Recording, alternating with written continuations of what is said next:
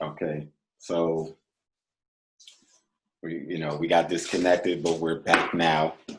So okay, so I'll go into one of the questions that I wrote down. So in your opinion, why do you think that this is happening so much to Black and brown women?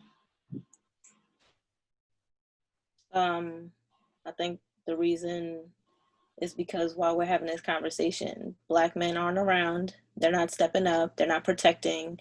I feel like when it comes to issues, race issues, Black women are the ones always coming to Black men's aid, brown, Mhm.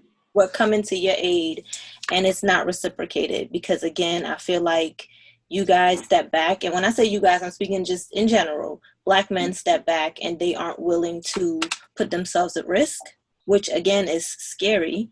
And you, Speak freely. Go ahead. Jay. I know, yeah. I would say that I think one of the reasons why this happens is because you kind of said something earlier about you step up and you help even when we, your sister, your wife, may not want you to step up. So again, I'm going to kind of take it back to my initial statement. A Mhm. lot of the times, Black men expect us to be strong, to be powerful, to be inspiring, and we're carrying so much with us. And it's like, yo, we're tired.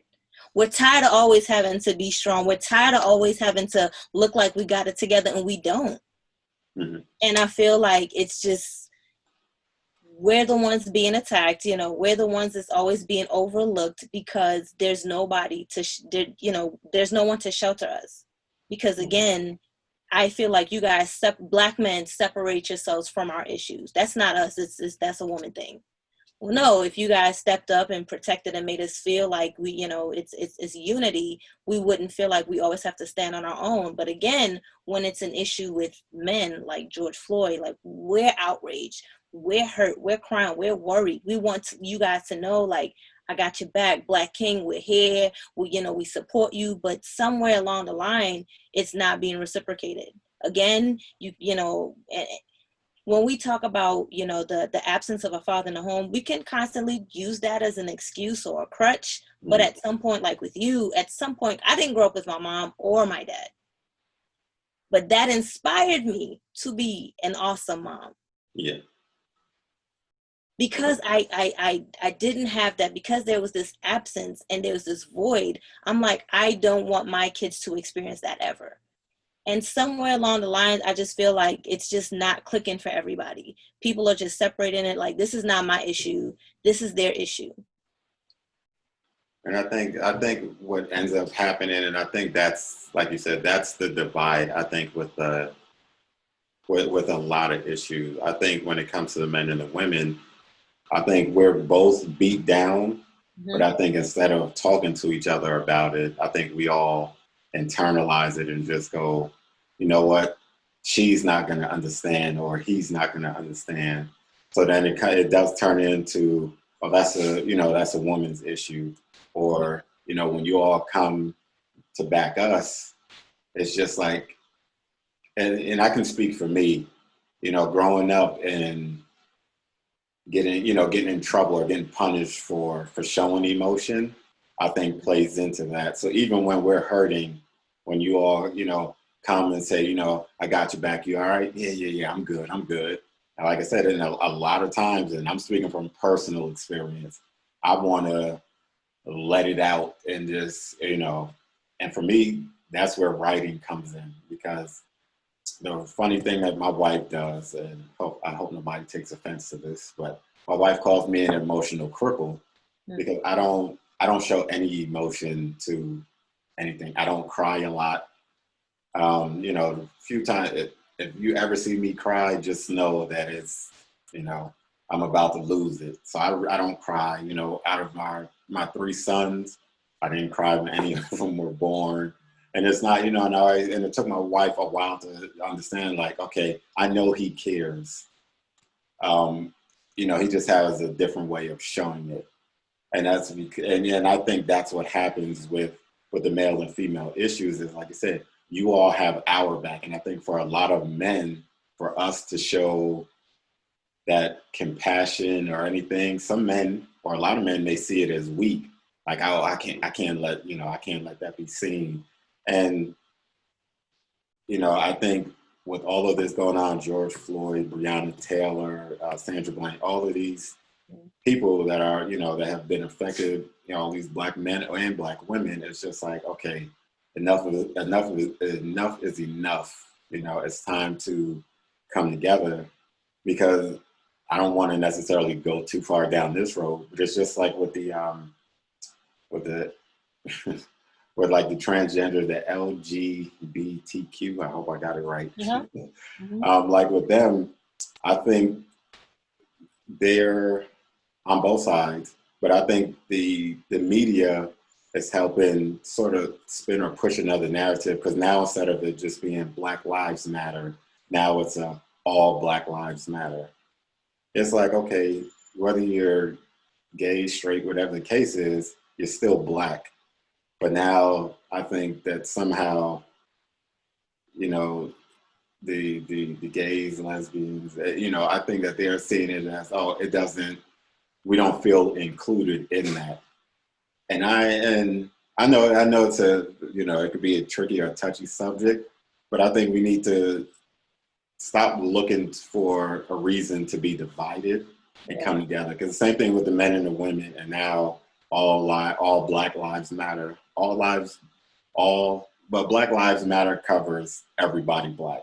Black and brown. I don't think it's a divide of, I'm a Black male, so this covers me. I'm a Black female, this covers me. LGBTQ, that covers that. And I think Black Lives Matter covers all of that. So that intersectionality, basically it covers gender, race, and now, the LGBTQ community that comes in. And it's just like, again, there's so much division with us, but that's how they can control us. At the end of the day, like, that's how they control us. They broke us again. And I'm not trying to go too far into history, but that's how they control slaves, because they would rape our Black men, they would rape our Black men, and then they would rape the wives and daughters in front of the fathers or husbands. And so there's that brokenness, but it's that brokenness across the board with Black men and Black women. But Black women are just tired of always having to be strong. And again, I'm not saying that you guys don't have the same, I know that you guys are beaten in society and just everything overall. However, we are too. And I think that there's I think you guys step back because she got it. We don't. She don't need me. We do.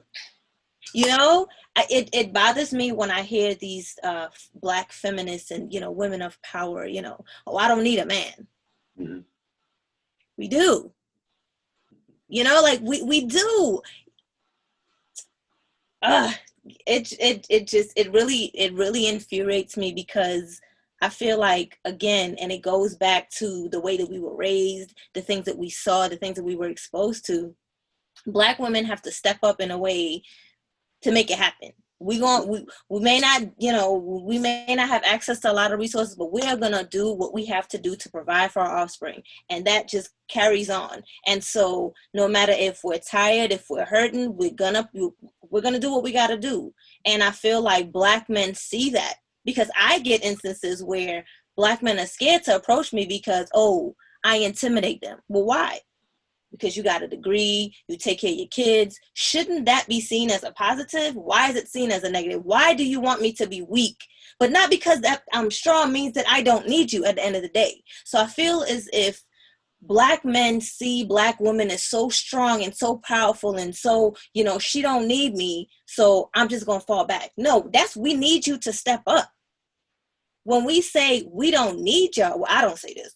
When some Black women say I don't need no man, I feel as if they have gotten pushed past the point of, I got to figure this shit out. Sorry. I have to figure this out. I got to do this stuff on my own. And all right, balls to the wall. We gonna work it out. And we don't have time to think about, well, this one's, this father's not here. This one, we don't have time to worry about all of that little stuff. But I feel as if Black men step back because Black women have to be so strong. And again, not because we look physically strong, not because we're taking on all these roles, all this load, mean that we don't hurt or we don't cry. Because just like Black men, we got to hold our shit in too. Mm-hmm. We have to act like, oh, that doesn't bother me. It doesn't bother me that my son's father's not in his life. Fuck yes, that shit bothers me. That shit hurts. You see what I'm saying? It's like a lot of things eat away at us, but we can't worry about those things. We got to worry about the now. We got to worry about the future. How am I going to teach him these things when I don't know what it's like to be a man? So now I got to surround him with men that can teach him what I can't. So again, I just feel like you got Black men separate yourselves because there's that philosophy or mindset that Black women don't need men. Nah, son, we need y'all. We need y'all to be there. We need y'all to pour back into the communities. It's hard. It's hard. And I'm speaking from a place of being a single mom and having to figure it out alone. But I'm speaking on being involved in the community and seeing Black women like really struggling, really trying to do the best and constantly running to walls. Mm-hmm. You know what I'm saying? And it's like, people, when we talk about when people talk about, oh, well, they live in the hood because they want to. Everybody's not given the same opportunity. No. And I just feel like you guys, Black men, need to step up despite how strong you think we are. And that doesn't mean just your mama, just your sister, We're going to paint the house. We're going to mow the lawn. We're going to do what we got to do. We may not do it right. We may hurt ourselves doing it, but hey, step up. Like, I think a lot of that is, like I said before, I think it was right before we got disconnected. I think that's where that conversation needs to be had with men and women, because like sitting here talking to you now, it seems like we're men and women, oh, she don't need me, blah, blah, blah, and I think we're both fussing about the same thing, but we're fussing about it silently. Yeah. We're talking to our boys, women, you're talking to your girlfriends and all this stuff. And instead of having that separate conversation, I think it needs to come together, because I think, and tell me how you feel about this, I think one of the worst words in the dictionary, or just period, is that word independent. I think it's the stupidest word, only because there's no, and I don't want to go too deep into the definition, but independent, people take it so far, like you said, oh, I don't need a man, I'm independent. Mm-hmm. No, you may not need a man for certain things, but you still need a man. Just like when people, do business, I did it on my own. Nobody does anything on their own. Yeah. There's somebody that had to, you had to borrow that money from somewhere, or you had to, sell 1 million boxes of candy. Whatever you did to get that money, or whatever you did to get that independence, somebody still helped you get to that point. So I think, like I said before, I think we just need to have that group conversation instead of, she don't need me, this and that. Because I'll be the first to say it, and I'm extremely honest about it. Like between my wife and I, my wife is the breadwinner. And some people go, that don't bother you? No. I said, as long as I do what I need to do, make sure she's good, make sure the house is good, all this other stuff, a lot of men can't step back and go, all right, she got this. Mm-hmm. And do I want to sit back and have her always be the breadwinner? No. But I mean, reality is what it is. Am I going to sit home and puff and pout and go, oh, you know what? You want to do this? No, I don't want to do nothing. I'm going to just sit home. No, because then that's going to drive a wedge between us. And like I said, it's not like there's a difference between her being the breadwinner and me sitting back going, you know what, she got it. I'm gonna just sit back and enjoy this. No, I'm gonna get out there. I'm gonna do what I gotta do to pull my weight, make sure everything is good. But like I said, when when that time comes, I want to be able to tell her, hey, look, I got this. You know what I mean? You sit back and relax. You did the bulk of this all this time. Now, now let me do this. Because I know there are certain areas where if she were to fall short, it doesn't matter whether it's home or whatever. I do a lot of cooking. Okay, some people say, oh, that's a woman's job. No, it ain't a woman's job. I'm like, I gotta carry my weight. If she gets home from work after I do, okay, what am I supposed to do? Sit home and wait until until she gets home to cook?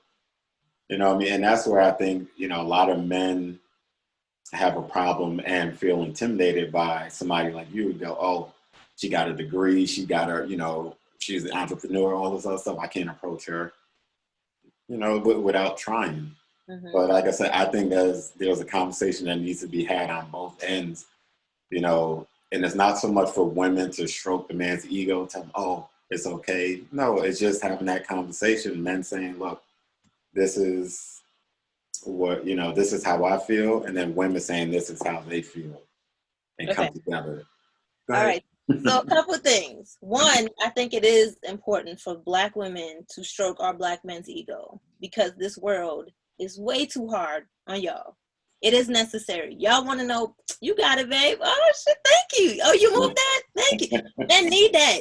Y'all need that, but we kind of need it too. And may not be the same sense, but we need it as well. I would say that I feel as if Black men people in general, when Black men and Black women, there's a lot of barriers. We've all been hurt.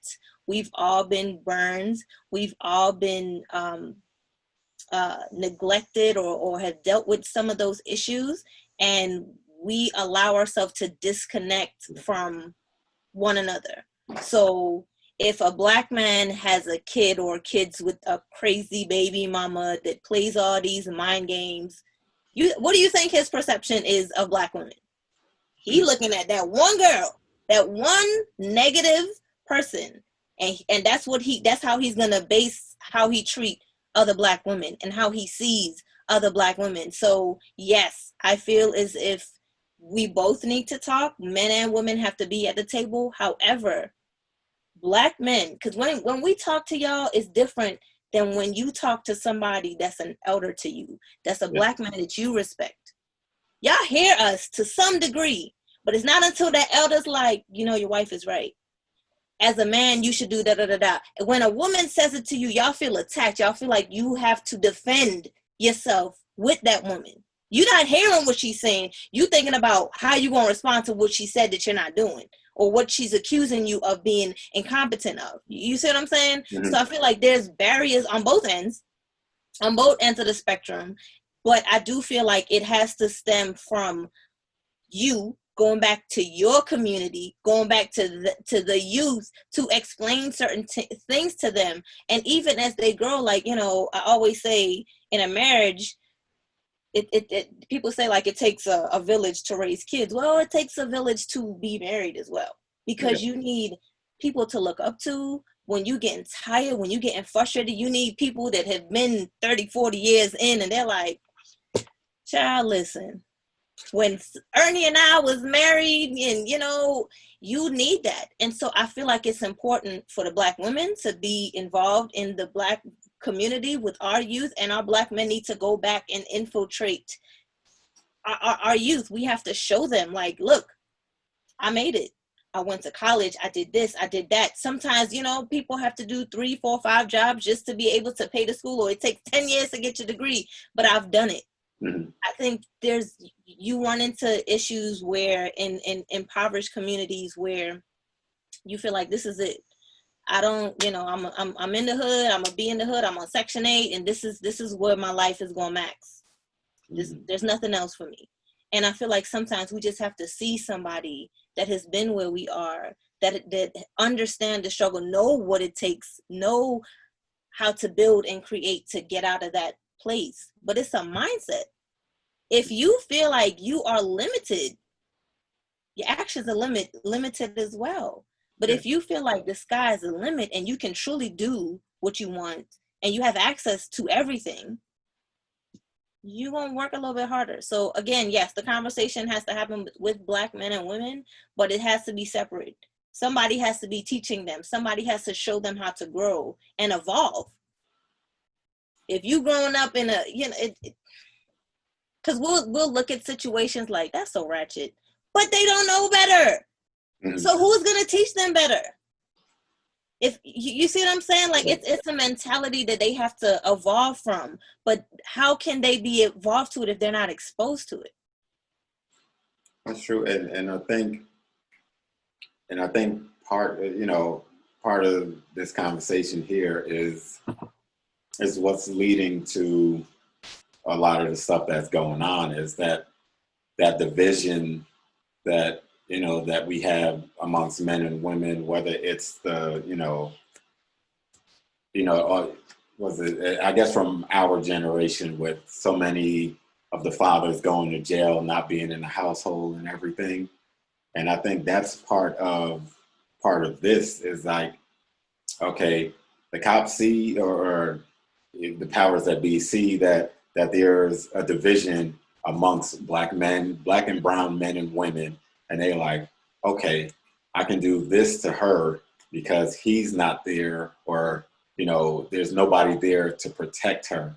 And I think on both sides, I think that some women take it and go, you know what, I don't need a man for anything. And then you have some men that look at it and go, she got it. I ain't worried. I don't know her. I ain't gonna worry about it. So that right there is why I think a lot of stuff, started happening, and it's always been happening. Not that it just started within the past 5-10 years, but I think that's why a lot of the stuff started happening. It's like, okay, well, there's nobody there to protect this woman, this young girl, or whatever the case is.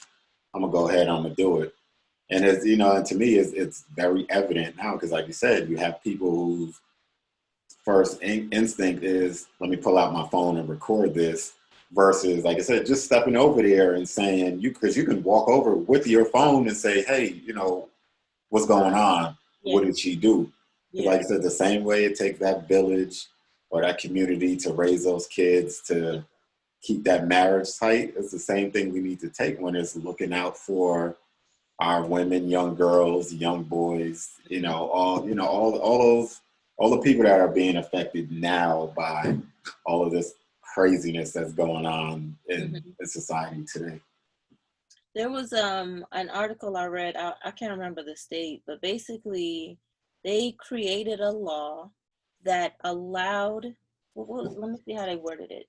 They said that refrained officers from having sex with detained women. I saw that and I don't remember what state either. Why does that even have to be on the books? But if they're handcuffed, how are they consenting? They're not. That's rape. It's a scary place that we live in, and it's the laws have to be changed. We have to step up. Even the Breonna Taylor issue. What do you think is going to happen? What do you think is going to be the outcome of that? I don't think, if I'm going off of history, I don't think anything's going to happen. If anything, one of those cops may get fired, and the other two might be shipped to another district or precinct, or however it's divided up out there, and it's going to go away. But I don't know. I mean, you want more to happen, and it's just so scary. To me, it's scary for two reasons. One is like, okay, if that one cop gets fired, what about the other two? The other two are going to feel that they're untouchable, go to another district or whatever. And they may not have the same exact behavior, but it's not going to change but so much.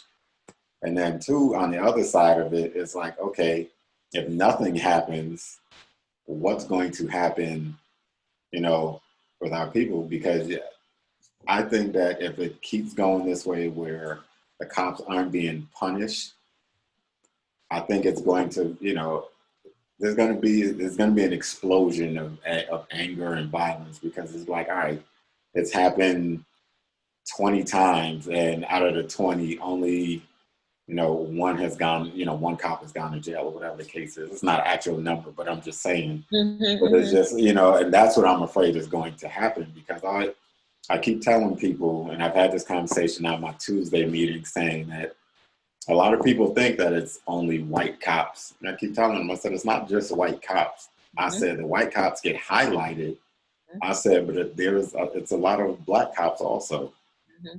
And I give the example, and I don't have a problem giving it again, is that a lot of my run-in with bad cops, and I haven't had a whole bunch, like I've never been arrested or anything, but a lot of my run-ins with black cops have been terrible. I had a Dodge Magnum when they first came out, and I was driving in PG County, and a cop pulled up behind me. I'm in my full uniform. I got my bars on, my badge, name to everything. Cop pull up behind me, jump out the car. Hey, the car was reported stolen. I said, no, nobody could report this car stolen. It's only in my name. He was like, no, somebody reported it stolen, blah, blah, blah. Yeah, registration, here you go. License, here you go. Insurance, give him everything. He walked back to his car, come back up to my window with his gun out. Get out the car. And I'm like, for what? So he was like, get out the car. Is this really you? And and I know my mouth is terrible. I'm a smart ass, and I'm trying my best, because I'm like, he already got his gun out. I don't want to get shot. But I'm like, you see all of these, these gold bar plates and stuff on me. I was like, my name is here. My name is on there. I'm like, what more do you need? And it wasn't until an Asian cop pulled up and asked him what was he doing, that's when he calmed down. Then the dispatcher came over the radio and told him, was like, that car wasn't reported stolen. The Asian cop was the cop that apologized to me. The black cop just gave me back my stuff and talking about, all right, be careful. I'm like, be careful of what? Right. Because you messed up. You can't say, I apologize or whatever. An apology wouldn't have been enough, but at least, that would have been better than the Asian cop apologizing to me, and he had nothing to do with the stop. Mm-hmm. So I always tell people, I said, you got to look at it in a whole. The media is going to make you think that all white cops are terrible and there's only white cops out here beating up and harassing, young black men and women. No, it's both. It's black and white cops that are doing it, and it's a shame. I was having a conversation yesterday with a couple ladies, and we were talking about the requirement varies in state what it takes to be an actual police officer. Mm-hmm. Some states, they need, I think, 2 years, so like an associate's degree, or at least 2 years in college. Some states only need a high school diploma. Mm-hmm. Some people, I don't understand, to become a police officer, because I've done research, you have to do so many psych background checks and, basically make sure that you're okay. So we're talking about, it's a possibility that these, kids that were bullied in school now have a little bit of power. And so because you have this badge, you can talk to somebody any way you feel free to. Yeah. So it's just, it's a lot of people with mental issues, and I don't understand. And again, I'm not saying that all Caucasians are racist. Like, that's asinine. Like, no, that's not true. But there's so many, I feel like there's something that needs to be done as far as that's concerned. Like, if you looked at, I want to say they looked at Europe and different countries, like there was so much required or placement tests and things of that nature that had to be completed before they were allowed to become police officers. Mm-hmm. That's not the case, especially in like Mississippi and those areas. And I think we need to reform that. Like, there's a missing link somewhere, I think what would help is, because I've worked in various areas within the security side, federal security, all that type of stuff. And I think what will be a good suggestion, and I hope somebody hears or sees this and takes this really into consideration, they need to do psych evaluations. And I want to say every 3 months or so. Because the one thing I will give the cops, and I think, at face value, I think we understand what cops go through. But I think when we step back and look at it, we're like, they only doing this because of X, Y, and Z. I'm like, now, can you imagine having to deal with the world's problems every day? You seeing all sorts of stuff from kids being abused, domestic situations, all that type stuff. And I'm like, I think they should do psych evals every 3 months or so. Only because, like I said, dealing with all of that, and then you still have to go home and deal with your own life once you, take that uniform off, that can weigh a lot on somebody. And I'm not sure how often they do it. I think it's maybe every 6 months or only when something happens. Somebody, in the comments later on could correct me. But I believe it's like every 6 months or so. But I think if they do it every 3 months, I think you will catch some of these things. Some of these things have been embedded and taught to some of these cops from childhood on up.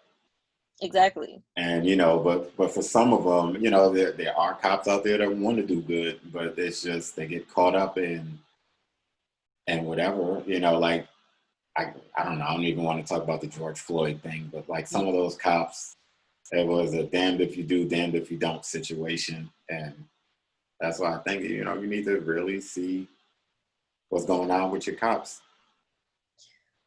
Ooh, that was a loaded. So many things I want to respond to. Okay, so let me touch on the George Floyd real quick. There was another video clip from another angle, and I didn't watch the video because I cannot. I can't do it. But there was a video from another angle. They had him in the back of the police car. Did you see that when they were beating him up?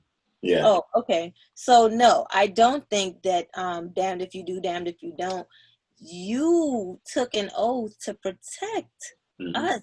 But it's like you said, with the statement you made about some things are embedded in them.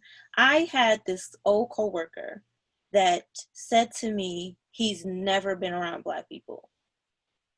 He's never grown up around them. And the only Black person that he knew, was the ones he saw on TV in the rap videos. And I'm like,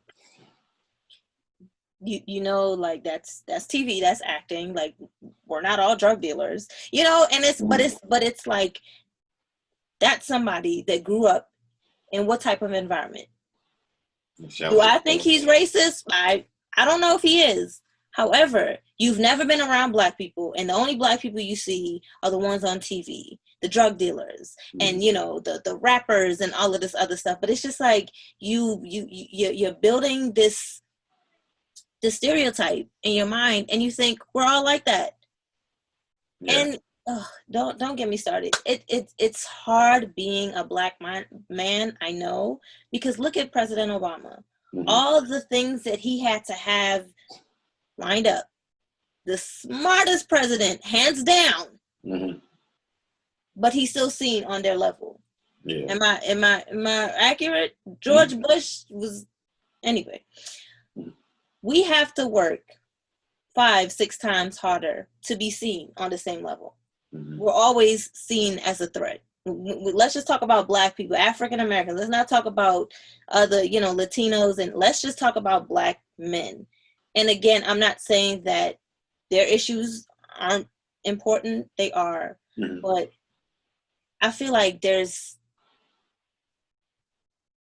needs to be more done when it comes to hiring police officers. What kind of psych tests are you guys doing, and you don't know that somebody has racism streaming through their bloodline? Like, and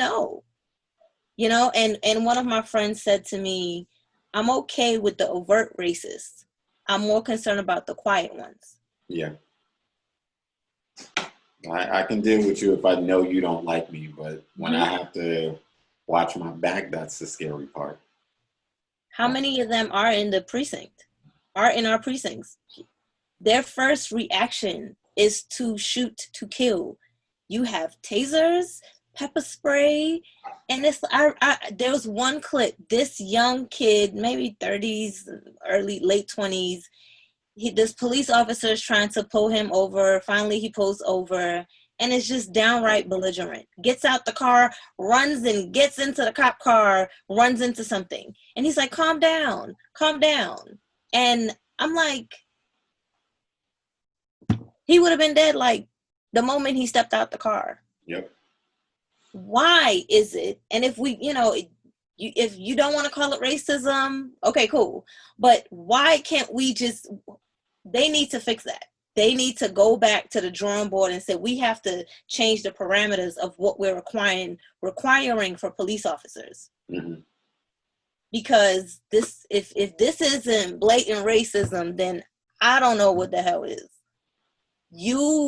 If your instinct for a white person is always to be calm and patient and to use other means, mm-hmm. why is it when it's us and we're clearly compliant? We've seen it. Yeah. Philando Castile, we've seen instances where it's just like his hands were out the window, his daughter and his girlfriend was in the car, and he told a police officer, I registered to carry, I'm licensed to carry, mm-hmm. and I have a firearm in the car. All of a sudden, my life was in danger. How? I think a lot of cops are nervous, and some people, I think the crazy. Oh, what happened? What happened? I can see you. Oh, I don't know. What happened? This thing is tripping.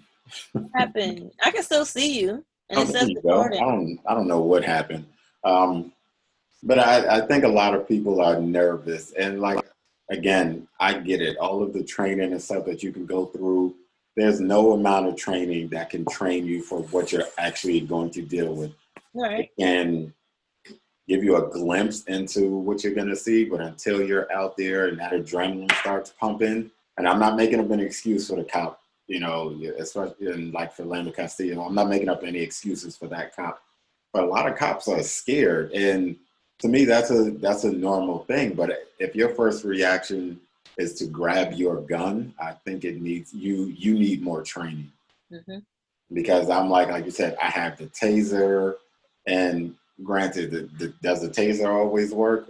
No, we've seen it, but most of the people that the tasers don't work on, they're high on something, PCP or whatever the case may be. But a lot of the cops are scared, and I think they just need to, there needs to be more, more training. They need something more, sensitivity training, something, and just say, hey, look, not every Black and Latino person is dangerous.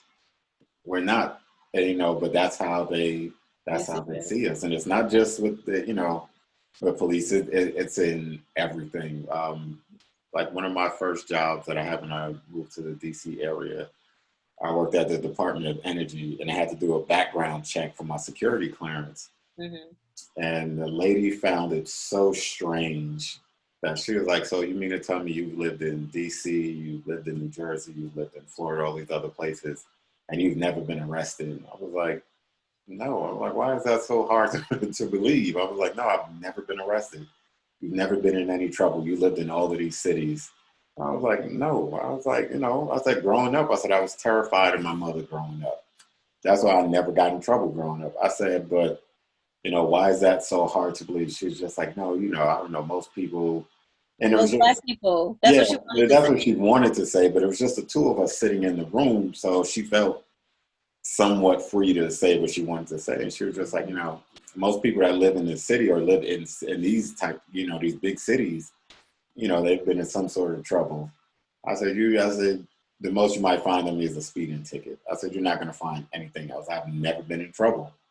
And it still took them forever. Once I got my clearance, it was all cool, but it just took so long because they found it so hard to believe that a young, I was 24, 25 when 24 when I moved down here. And they found it so hard to believe that somebody at 24 had never been in trouble. They couldn't find anything on me, but But I think all of that, plays into each other with the police and everything, is that they find it so hard to believe that, you Mm-hmm. know, that we all don't get in trouble. Mm-hmm. And that, like I said, it's a single parent household, whatever the case is. My mother scared me enough to where it's just like, all right, I don't want to get in trouble. I'll Right. just leave that alone. So, Right. Yeah. Yeah. It's tough, and being in corporate America, I deal with it too as a Black woman. Because yeah. she's sassy and she this. They expect certain things from us, and when we open our mouths and we can speak eloquently and articulately, they're surprised. They're like, oh yeah, but I can get street too, don't play with me. You know what I'm saying? It's just it's there's no respect when it comes to situations like that. Like the fact that she said it to you. Mm-hmm. Whew, mm, I would have yeah. I was trying to get that security clearance. In my head, as soon as I left, I called my mother and I told my mother, and it was just like, what do you say? I mean, because I've heard it, all sorts of ways. Oh, you speak very well. I'm like, am I not supposed to? I said, please. I said, how much trouble I used to get into. Let me say, if I said ain't or something, I said my mother would be on my case. I said, so yes, I speak very well. I heard it, from the Black kids growing up. Oh, you sound like a You white. speak white. I'm like, what is white? I'm like, well, because I enunciate. Right. I don't say screet and all that type of stuff. I go, no. I said it's just, I'm speaking proper English. That's just what it is. But it's A lot of stereotypes when it comes to us. And again, I don't know what it takes to be a Black man, but I know that it's hard on you guys. It's so much that you have to carry, just as a Black man and a father and a husband. I know that the world just is so hard on you all, but it's hard on us too. mm, And again, I just feel like real conversations need to happen in order for the community to come together, in order for us to realize that we don't need to be as divided as we are. Like you said, now there's this whole, oh, Black gay versus white gay. Like, no, you Black first at the end of the day. Why are we continuing to create these lines, with us? And don't be from a different class, then yeah. stop. Then it's light skin versus dark skin and all that foolishness. It's just I'm like, oh my gosh, yeah. Colorism is definitely still a thing. Like, this is 2020. Why? Okay. All right. But I think we have to find a way to just have those tough conversations, but be open to having those conversations. yeah. Not going into a situation with the mindset of, oh, Shane about to tell me this, Shane about to tell me that, but to like just be open to listen. And we as Black women, we can't attack. Mm-hmm. You send us, oh y'all, this why I can't stand y'all. Like, whoa, that's not how. With marriage, I'm sure you can ask your wife to do anything, and she'll be like, okay, babe, but you tell her to do something. She'll be like, what? I ain't doing shit. It's the same thing. If we're gonna have those tough conversations, we have to set it up in a way where both parties can be honest. Mm-hmm. But both parties have to be able to respect boundaries. We have to use words that empower and not tear apart. Mm-hmm. If I'm getting ready to start a conversation with you about whatever it is in our community, see, this why Enzane-ish, like, whoa, no. We can't start the conversation talking about how Black men ain't shit. Wait a second. Right downhill from there. Right. It's about what you say, how you say it, and maybe even get mediators. Or remember BET back in the day used to have Teen Summit and all these things that just talked about or exposed things that our Black youth were dealing with. I just feel like there's that gap. We have Black Love on Instagram that focuses on Black marriages and what it takes to make things work. We just need something. Our youth need to see. And even if they are hosting different conversations, but that needs to happen so that we're not going down the same path. Yeah. of division and constant segregation, because again, go back to slavery, that's what they wanted. They want us to feel like we can't lean on each other because she light skinned, I'm dark skinned, she thinks she's prettier, all these things that are so irrelevant, because at the end of the day, they still see me as a nigger. Mm-hmm.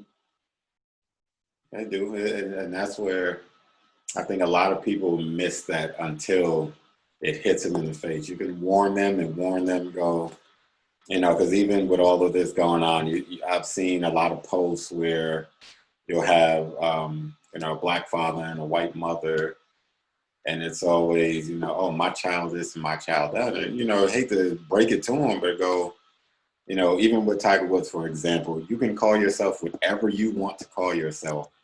If those kids get stopped by the cops or anybody else, the first thing they're going to call those kids are black. They're not going to call them Caucasian or whatever it was he called himself.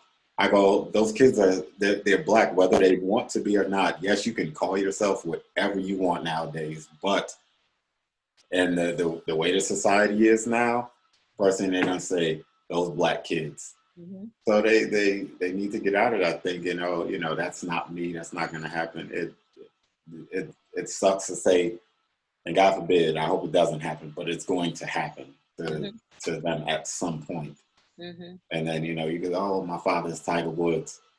We got somebody that go, I don't care, I don't like Tiger Woods. Mm-hmm. And then, now you're black and they don't like your Caucasian father. Right. And so, but yeah, so I'm not going to wrap you up too much more. So but I will say this, if you're open to it, I'd love to have you come back and we'll do it with the group and, bring a female voice or voices into it. I had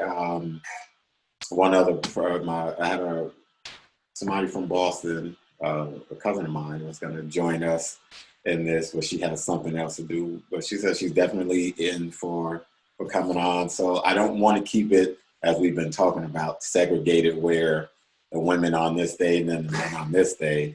Right. I want to bring them both together on one day. So I will definitely send you a link, let you know, see what your schedule looks like and what we can do that so that we can start this healing process and show the, society that it can happen. It's not going to be men staying quiet over here, women staying quiet over here. Just, come to the middle of the floor.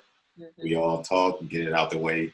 And even if it just starts here, it'll grow. The right person to see it and take hold of, whatever information or conversation we have at that time. Yeah. But saying all that, is there anything that you have going on that you want to talk about before we wrap up? No, I think this was fun. And again, I appreciate you for having me on. I do feel like these conversations need to just happen. We need to stop dancing around it. We need to stop ignoring it or avoiding it, and be willing to have those. People call me combative, and I just don't.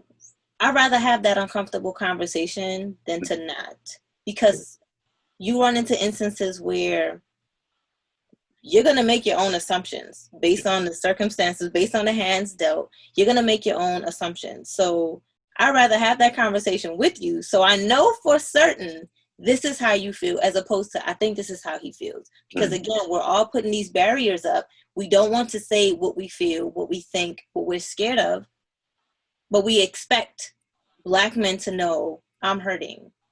Help me. Listen to me. Know that I'm tired of being strong. Support me. Because instead of saying that, I don't need a man. That's what we'll say. Not me, them. That's what some Black women will say because they're tired of constantly having to defend why we are the way that we are.